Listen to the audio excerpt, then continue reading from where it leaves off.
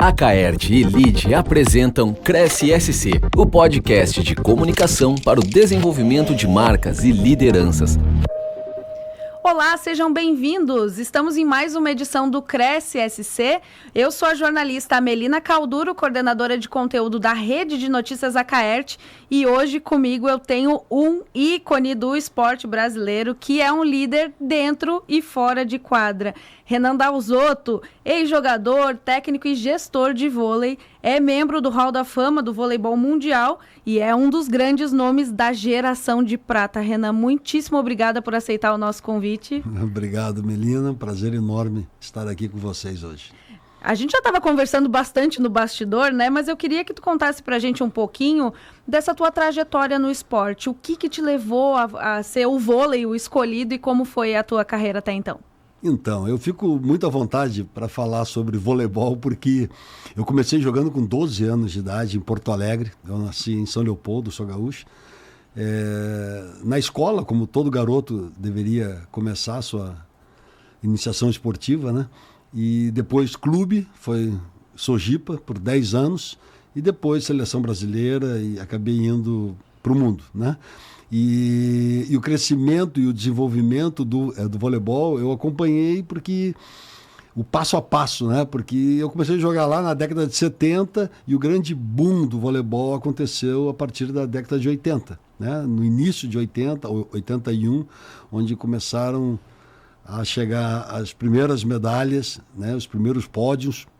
E o voleibol se estruturou de uma maneira, se profissionalizou, e hoje o voleibol do Brasil se tornou um grande case mundial, porque há mais de 40 anos ele está sempre entre os melhores, no voleibol masculino, no voleibol feminino, no voleibol de praia.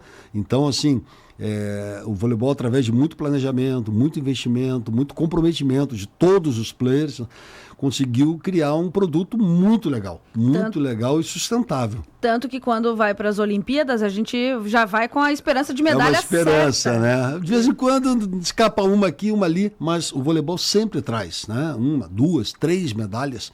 Então, é um projeto confiável, é um projeto vencedor, né? A gente costuma dizer a diferença do campeão e vencedor. O campeão, ele está campeão, e é muito legal, todo mundo gosta de ser campeão, mas o vencedor, ele é um vencedor. Ele é um vencedor, ele está sempre entre os melhores, né? Um projeto confiável, são pessoas confiáveis.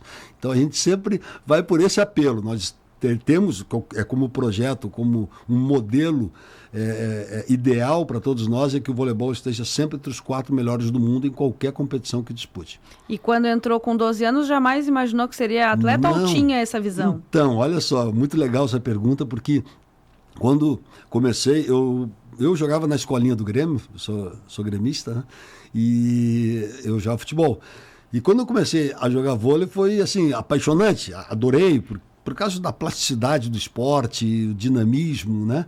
Esporte extremamente coletivo e um professor muito bom. E ali eu acho que tem uma das coisas bem importantes na vida de qualquer atleta, aluno, colaborador de empresa, né? Quando você tem uma referência. E meu professor, que eu sou amigo dele até hoje, o professor João Batista dos Santos, um personagem incrível, foi ele que me introduziu no voleibol, foi ele que me ensinou, né, tudo, toda a minha base. E bem que você falou, o voleibol na época era um esporte extremamente amador, né, disputado entre escolas, poucos clubes, e não tinha uma representatividade aqui no Brasil grande. Jamais poderia se imaginar um dia viver do voleibol ou ganhar dinheiro jogando voleibol. A gente jogava porque a gente amava jogar voleibol. Tanto que chegou um momento, quando eu fui convocado para a seleção brasileira, eu estava entrando na universidade, passei para o curso de arquitetura, que era meu sonho, ser arquiteto, e eu cheguei num momento que eu não conseguia conciliar os dois, porque na época, tanto que o esporte não fazia parte do contexto, né, da nossa sociedade, que você tinha que escolher, ou você estuda ou você joga. Você não conseguia conciliar, não existia ensino à distância. E meu pai falou o seguinte para mim, quando eu tinha 17 anos. Eu fui convocado para adulta, já tinha ido para juvenil, mas só fazer um bate e volta. Aí na adulta tinha que passar 1 mês e meio fora, eu ia perder o semestre na universidade. Aí meu pai falou: Renan, estudar você pode estudar o ano que vem, mas te mandar para fora do Brasil, o pai não tem condição de te mandar para fora do Brasil, então aproveita esse momento, vai curtir, mas se dedica ao máximo, faz o teu melhor e tal. E depois dali começaram a acontecer muitas coisas, né, na vida dentro do esporte, como tantas outras áreas, acontece muito rápido as coisas, né? Então você tem que estar preparado. Que legal essa questão familiar, porque a gente sempre fala dessa base que tem que ter. Às vezes um sonho começa e por causa desse empurrão, né? Se ele tivesse, de repente, te colocado para o outro lado, não, vai estudar, então talvez a carreira teria sido outra coisa, né? Que ok, né? Ok, não, você vai estudar porque, obviamente, o voleibol não tem futuro, né? Né? Então, assim, você vai estudar. E ali ele foi muito sábio, ele e a minha mãe, né? Não, olha só, você está indo para o Japão, era até uma competição no Japão, uma Copa do Mundo. Vai, aproveita, né? Mas faz o teu melhor. Então, assim, eu sempre tive um suporte muito grande das minhas irmãs, do meu pai e da minha mãe. Eu não tenho dúvida que isso me impulsionou, assim, demais na minha carreira, principalmente no início dela. E que legal, porque, assim, na tua carreira tu sempre foi inovando, né? Nunca se acomodou a ficar... E foi o criador do Saque Viagem, que é tão falado até hoje. Como é que foi esse momento e todas essas evoluções dentro do esporte também? Então, eu acho que no momento que você está se dedicando ao máximo, se doando, né? Assim, dando o seu máximo, né? O que você tem de melhor,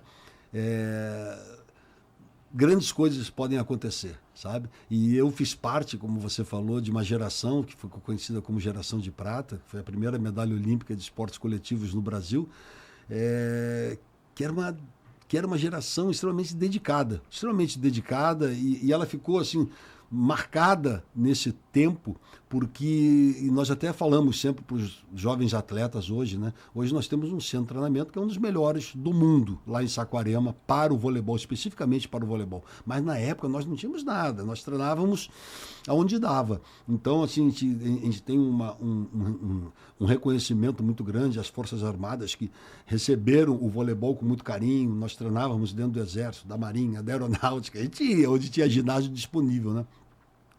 Então, a gente vivia o voleibol. A gente queria muito fazer com que o voleibol crescesse e se tornasse um esporte importante. Então, o fato de estar muito tempo dentro da quadra, tocando em bola, as ideias vinham, né?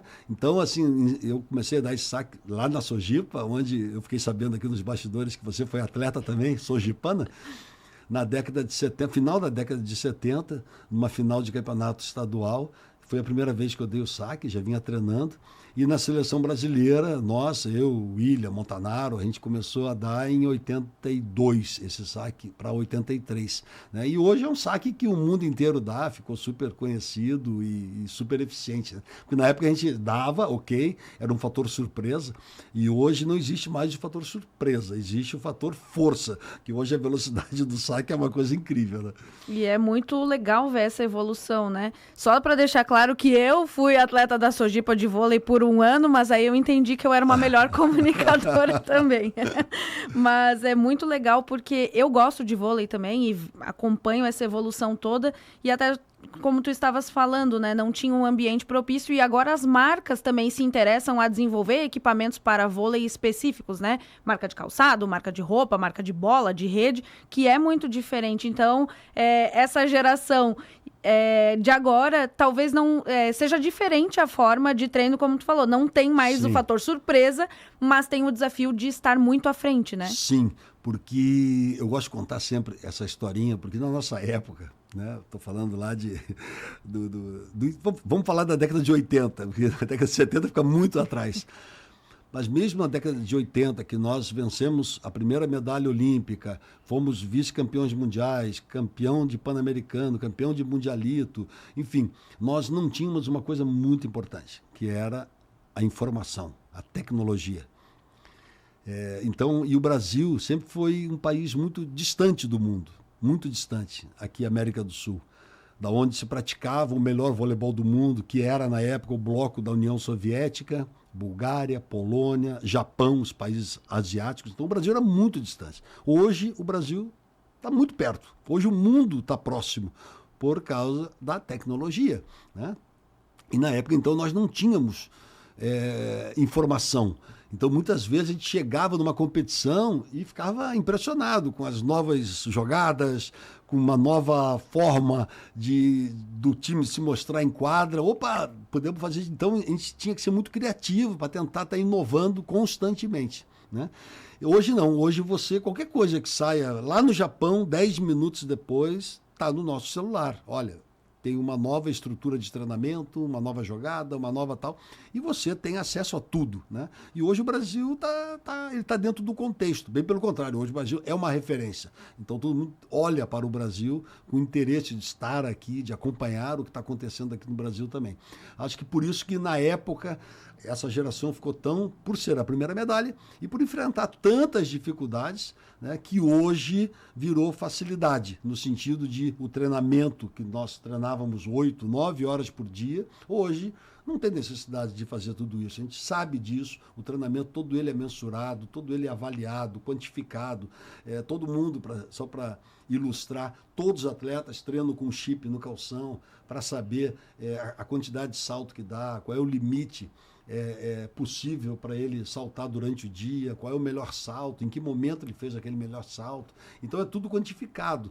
Então você não erra mais. Antes você tinha um problema, e não era culpa do treinador, bem pelo contrário, porque, né, de overtraining, de você, cara, você cedeu e o cara machuca, né? Então hoje você não perde mais jogador por isso, porque você tem um controle total de toda a operação, de tudo que está acontecendo.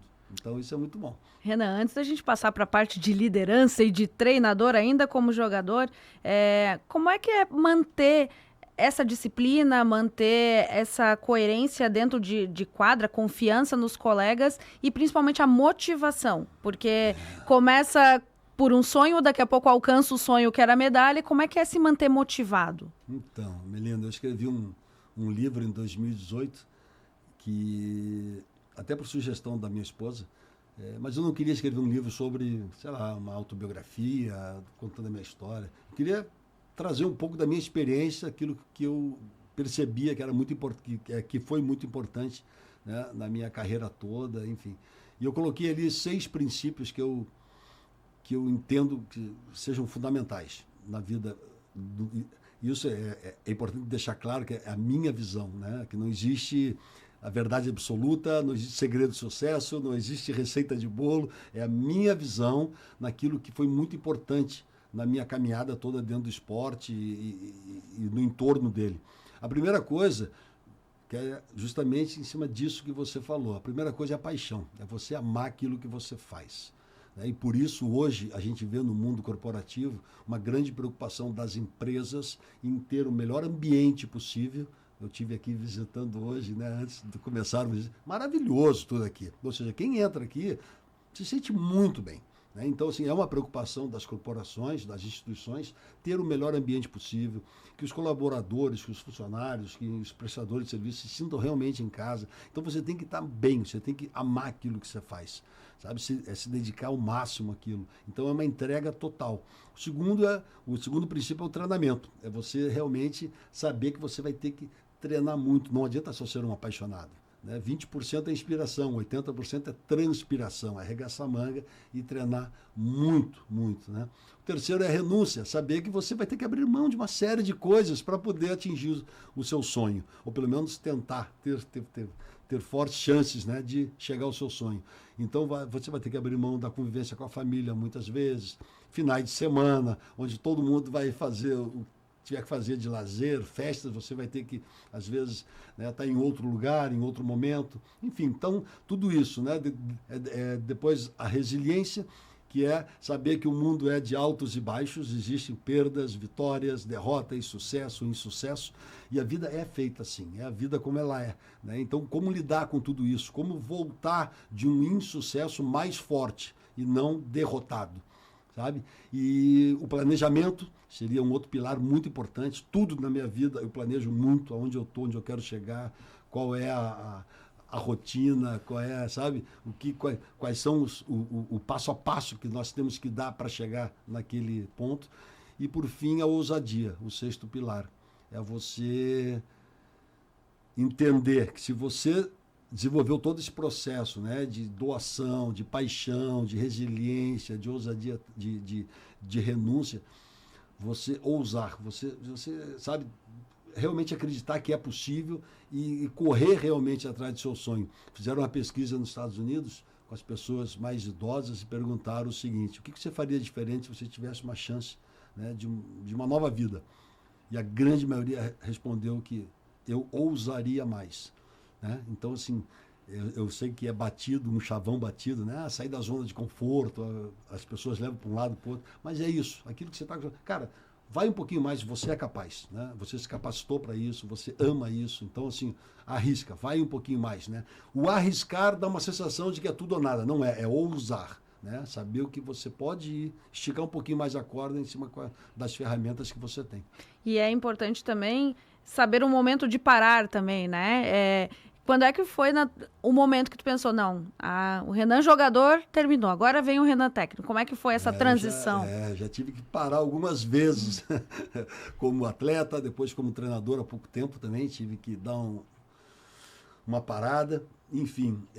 Mas eu estava jogando na Itália, eu casei em 88, eu tinha 28 anos, com a Annalisa, ela tinha 17 anos, ela era bem jovem, e fomos morar na Itália, estamos 36 anos casados, temos 2 filhos, o Gianluca e o Enzo, e foram 5 anos maravilhosos na Itália, e eu estava com 33 anos, e já com bastante sequelas, né, de uma vida duríssima como atleta, com muitas cirurgias, e eu já não estava aguentando mais, o físico já não estava aguentando mais, mas eu tinha um sonho de ser treinador. E nos últimos anos eu comecei a escrever, né? Dentro da minha ideia, eu falei, tem que planejar, né? Eu quero ser treinador, eu tenho que planejar. Comecei a escrever todos os treinamentos que eu passei na mão de grandes treinadores. Tudo que eu gostava, eu colocava ali, pô, esse é um bom treino, isso é isso. Eu tenho vários cadernos só de treinamento. E quando estava com 33 anos, eu tinha um contrato ainda para mais um ano para permanecer na Itália. A Ana engravidou do Gianluca e nós queríamos que ele nascesse no Brasil. E nós voltamos para o Brasil. Eu deixei o meu contrato, abri mão do meu contrato e comecei a minha carreira como treinador no Palmeiras Parmalat. E foi muito legal, assim, foi uma nova fase, mas muita gente falou, puxa, tá parando muito cedo, tu vai se arrepender. Cara, nunca me arrependi de absolutamente nada, nada. As decisões foram sempre muito bem tomadas mesmo, sabe? Uma coisa que eu aprendi com a Ana, ela muito jovem ainda, e a gente sempre teve que tomar grandes decisões durante o nosso percurso aí desses 36 anos casados. Muitas intercorrências acontecem na vida da gente, e ela me falou uma coisa: nós temos sempre que, antes de tomar qualquer decisão, nós temos que fazer uma pergunta: esse caminho tem coração? Se tiver coração, estamos juntos, nós vamos tomar a decisão que tiver que ser tomada. E a gente sempre seguiu essa trilha, e graças a Deus assim sempre foi para o melhor.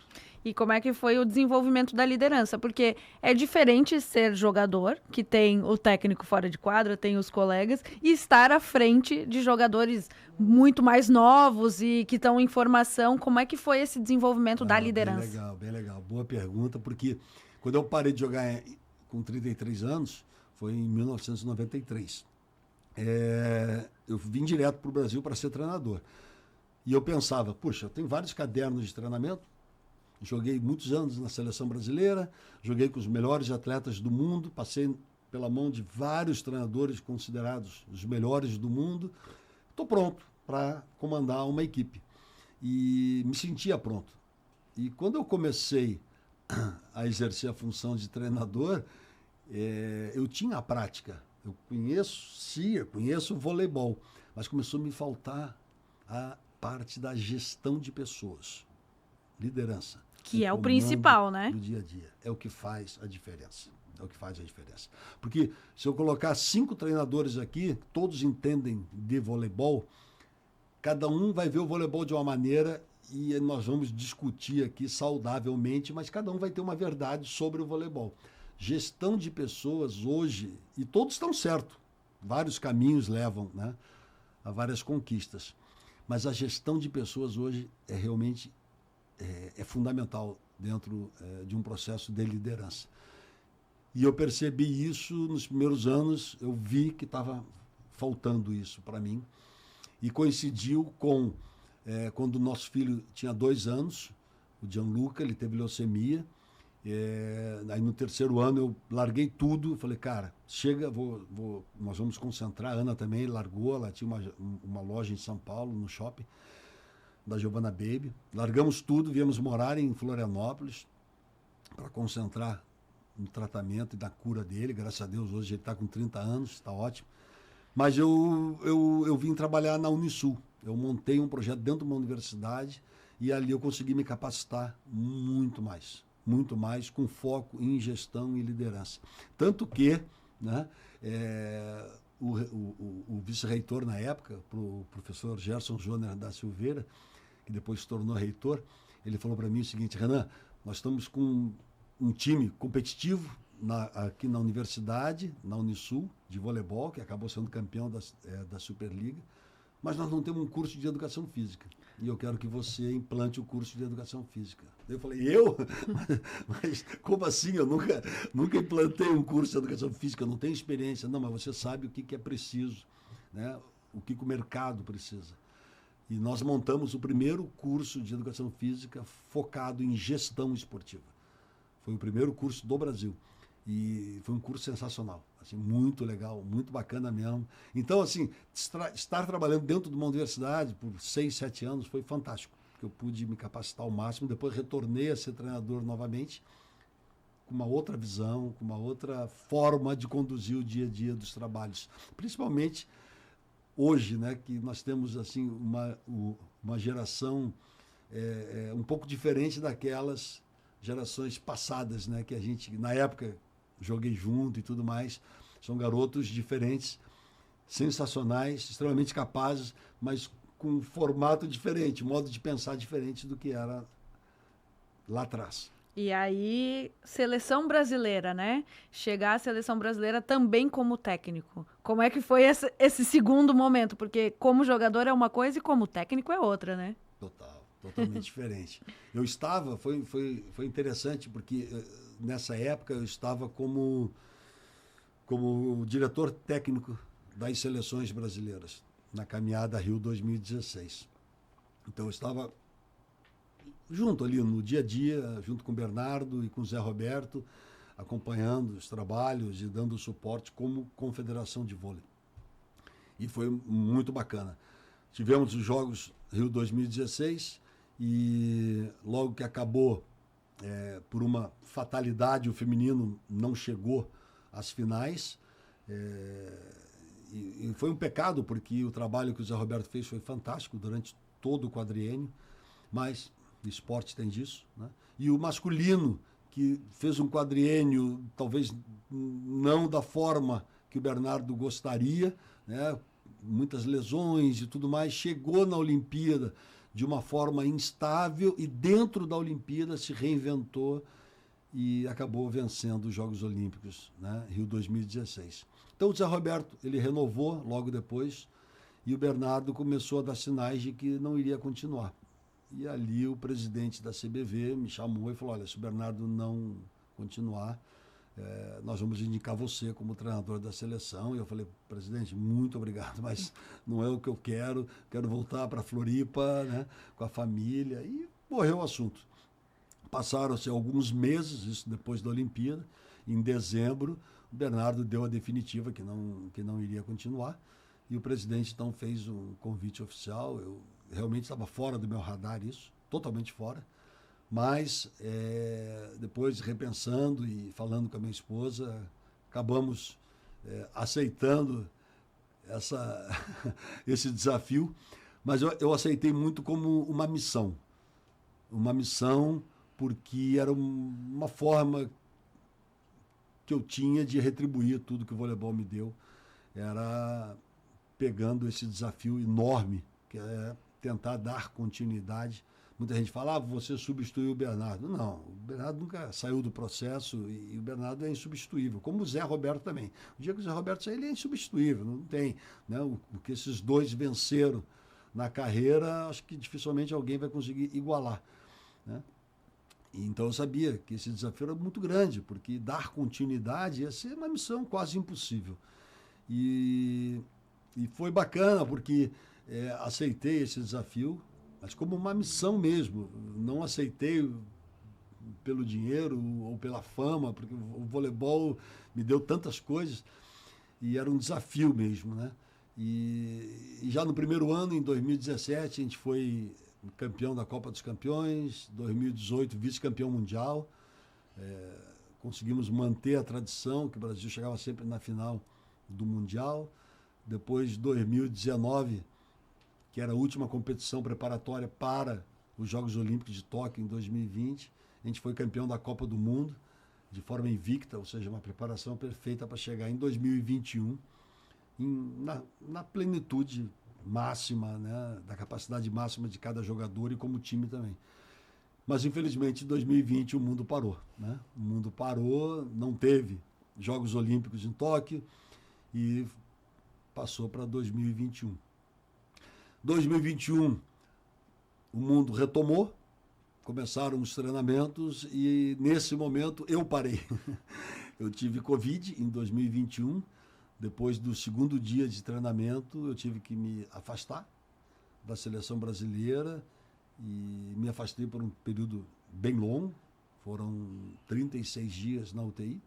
Nossa. Né? Foram 2 intubações, uma traqueostomia e, assim, riscos altíssimos, né? Tive várias intercorrências, várias cirurgias no decorrer desse período. E voltei extremamente debilitado, perdi mais de 30 quilos, foi uma recuperação intensa, mas muito intensa, muito, eu diria até dolorida, no sentido de sacrifício para tentar me recuperar em tempo de chegar aí aos Jogos Olímpicos, né, de Tóquio. Então, mesmo doente, vinha com esse pensamento de... Então, quando eu acordei, né, a primeira coisa que eu queria saber era quanto tempo eu estava ali, né? E eu não acreditei, eu falei, mas quanto tempo falta para... Porque eu estava meio zureta, assim, não conseguia falar também, era tudo mímica, né? Tudo...